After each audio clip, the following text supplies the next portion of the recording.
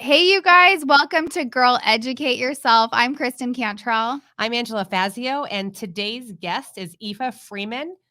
Yeah, and Aoife is going to talk to us about how to market yourself in your local area. I love this topic. So, why don't you get us started by just giving us a little bit of background on who you are?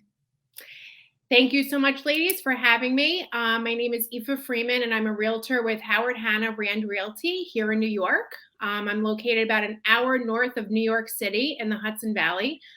We cover about 5 counties, and I've been an agent since 2018.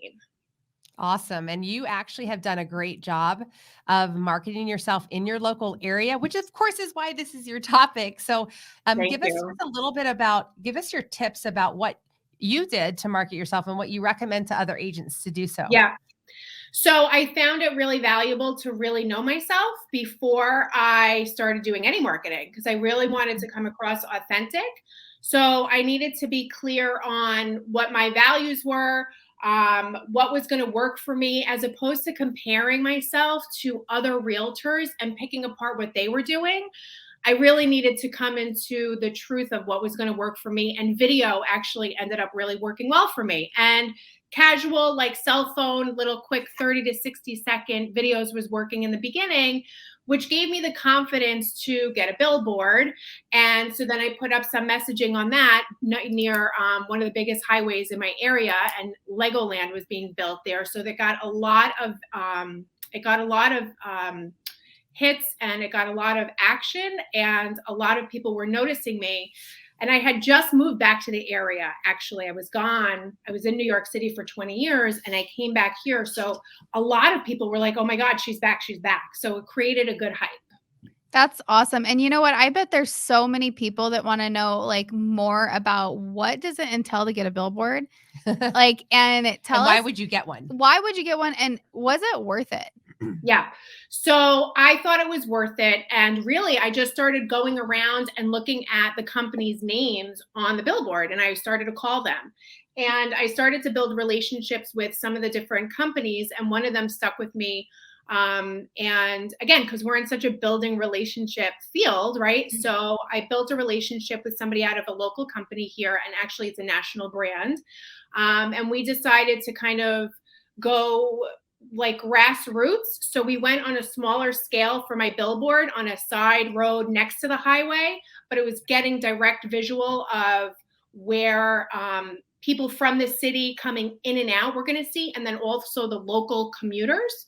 So we did it on a smaller scale compared to like what other people are doing. But the idea is to grow. And actually, I'm getting my next billboard next month. And grow in size. Like your, like grow in size, like your billboard's gonna get bigger? No, more.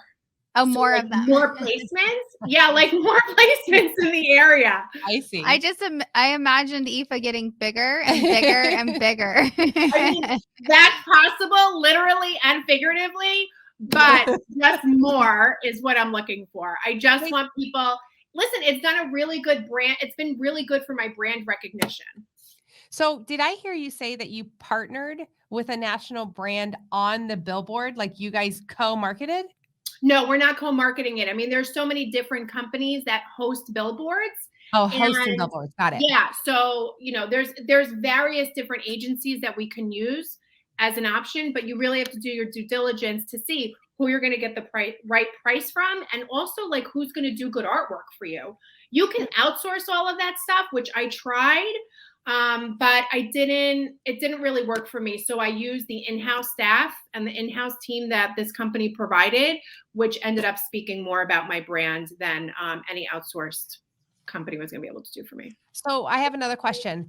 I think I heard you correctly that you didn't get the billboard necessarily for the actual lead, but rather so that people would know who you are and recognize your face and be familiar, feel like they know you, so that with your other marketing efforts, it would be friendlier, like a warm intro. Is what that billboard gave you? Is that what you're saying? Yep. Yeah. It's My pictures are very specific because I have my red blazer, I have my white top underneath. Like everything is so intentional with my marketing. Mhm. So I wanted to make sure that my face and my name being so different was going to be a connector for people.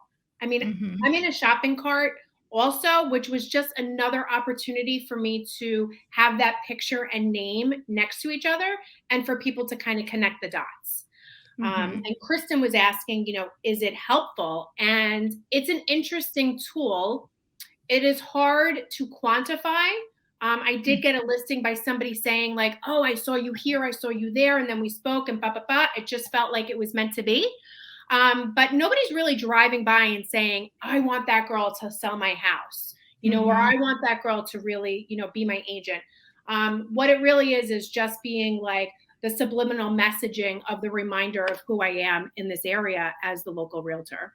Well, it's almost like when you send like a monthly email to your clients and they're like delete, delete, not because it's just they don't want to read it, but Right. it's constantly seeing your name that it does go into their subconscious and they do think when they see your name real estate, real estate. And that's like Yeah. what you're doing every day when they're driving by, they see your face and they associate it with real estate. So Yeah. I think that's awesome. Well, certainly it's not just, I mean, if you're doing that for brand recognition, there's certainly other things that you're doing that's piggybacking off of that. I think that most agents put their face on a billboard or a bus stop bench Yeah. and they cross their fingers and hope people call, but tell the Yeah. audience what other efforts you're making to connect the dots. Yeah.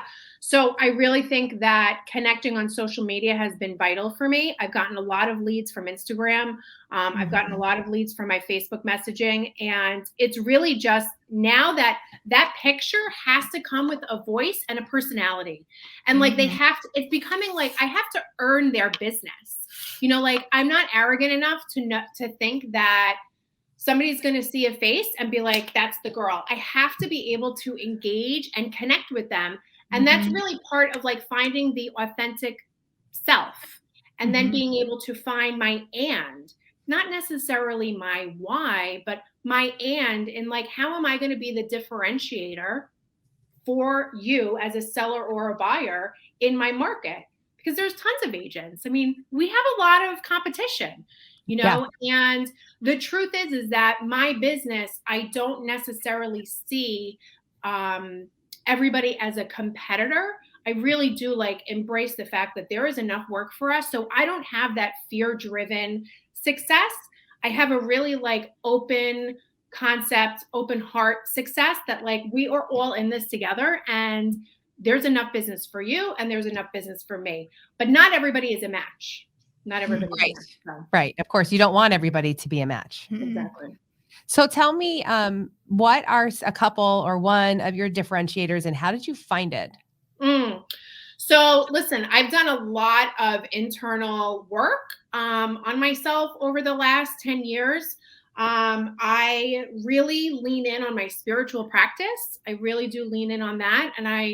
And from those principles is how I get to, share like good best practices with people. And, my faith is huge. And that really is my differentiator. I mean, not a lot of people are shouting from the mountaintops that they love Jesus, and like, We are. Well, I know you guys are. Somehow we find each other. Yes, we do. So that, and I've had people say like, it's a little obnoxious or we're like scrolling past you. And that's also okay. That's also okay. I am not expected to be a fit for everybody, but I do believe that I'm in this position by God's grace. And that is going to be the driving force behind every decision that I make, whether people agree with it or not. I agree. I love that. Yeah. Whatever somebody's differentiator is, be bold about it and be confident in it and lean in on it. So that's what you're doing with your faith in Christ. Well, and being confident and okay with the fact that you're going to turn people off, but you're going to turn people on too. So it's like you can't win everybody, and just accepting that from the start will help you push forward, because it is hard to continue to go on when you do have somebody that's like, that's obnoxious. It's like, hey, guess what? That's okay. You can think I'm obnoxious. Hit the snooze button on my stuff. Yeah, Man, exactly. bye.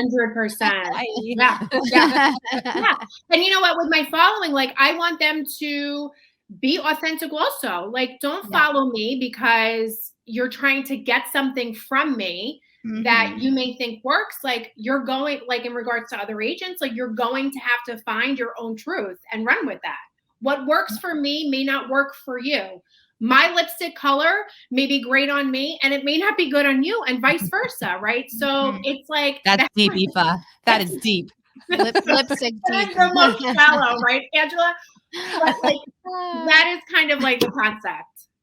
That's awesome. So I love it. So far, we've summarized that you found a way to be authentic, right? Yeah. You've identified differentiators within yourself that you're confident and bold about. Then you made everything line up with those things, including the way that you're getting people to recognize you, and then putting the voice and the personality with that recognition that's all in line with your brand message. Is that a good summary? Oh my gosh. That is a beautiful summary. That was so good. Yeah.